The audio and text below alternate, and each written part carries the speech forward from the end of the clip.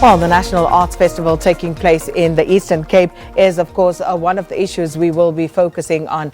And also all systems go for the State of the Province address in that province, where the newly elected Premier Oscar Mabuyane is expected to focus on various issues. But let's cross over now to our reporter Lerato Thipa. And there are few things that can actually excite you as much as watching someone love what they do and the passion that shines through. Lerato, at the National Arts Festival, is over to you. And please tell us what's happening today.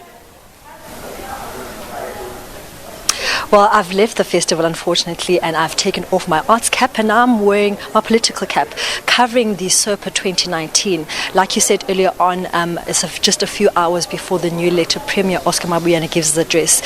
Critical issues that people are expecting to hear from him is how he's going to deal with some of the challenges facing the Eastern Cape, especially in terms of health, education, but I think more than anything, Shakina, is the issue of youth unemployment, currently sitting at 47.1%, the highest in the country. So right now, to elaborate more about this afternoon's proceedings is a speaker of the Legislature, Ms. Helen Sauls August. Let's just first talk about the setup. I think everything is ready and all systems go. What's been interesting this year is that the government is coming in, or the MECs are coming in at a critical time where the Eastern Cape is facing large numbers of problems. But key to that is underperforming municipalities. Are you hoping that the Premier will zoom into these as his speech this afternoon? Well, definitely. I think that we all understand that local government is the nucleus of service delivery, and if that is our understanding, then and we understand the importance of the three spheres of governments and how we interact, how we integrate our programs, it then becomes incumbent specifically on the provincial sphere to do everything in its powers to support those municipalities and to intervene timeously.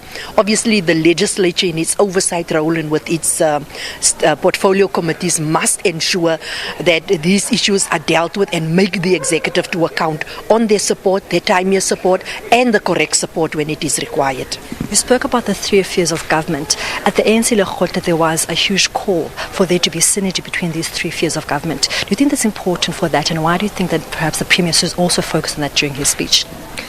Well, obviously, if we don't have coordination and integration at the level, which is actually, let's be honest, it has been lacking for the last 25 years, we've not been able to gel.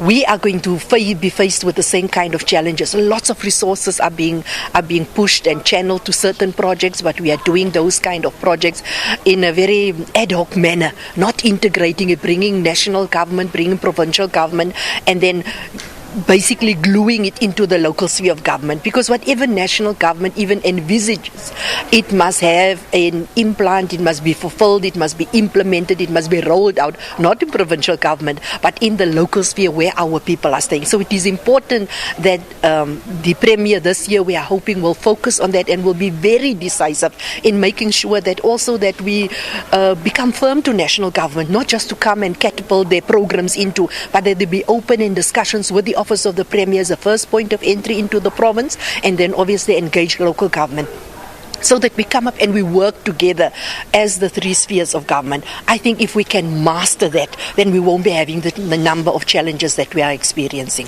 Speaking about challenges, you can't speak about challenges and not speak about the youth unemployment rate in the Eastern Cape, especially in terms of youth, sitting at 47.1 in the last statistic released by SABC in the first quarter of 2019.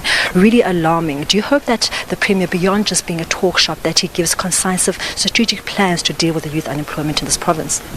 Well, obviously the first thing which we must understand, that the State of the Province address is the broad vision that the Premier will outlay, and that the detail can never come into the State of the Province address. Those issues come into the detail when it is unpacked in the budget speech, when it is unpacked when the MEC of Finance will table, the MEC of DDIT, when they table the specific programs. But clearly we are all expecting that more focus will be put with respect to youth unemployment and youth skilling, because you can't do the one without the other. We have these huge unemployed young people, but they are not skilled, they are not fit for purpose, and I do believe that already that there is plans afoot, and that the Premier will really nail that one for us today. And lastly, just as a speaker, what are you expecting that the newly elected cabinet will bring about change or impact to the people of the Eastern Cape? Well, obviously we are expecting that this year it will be faster implementation of all the programs that have been set. We've sent delegates to the national Lekgotla of the ANC. We've had our own provincial Lekgotla, obviously. So we know what needs to be done. It is now incumbent upon the executive to ensure that those plans are implemented. We do understand that there are fiscal constraints, and it's enormous, the fiscal constraints under which we are currently. But we also believe that with the legislative arm bringing that monitoring, evaluation, and the oversight, the vigorous oversight, is going to keep the executive on their toes to make sure that these things are implemented during this term. Well, that was the Speaker of the Legislature, Ms. Helen Sauls August, saying that she really hopes that the Premier will zoom into some of the challenges facing the Eastern Cape, especially in terms of youth unemployment, currently sitting at 47.1%. But for now, let's go to sport with Valen. It's back to you in studio.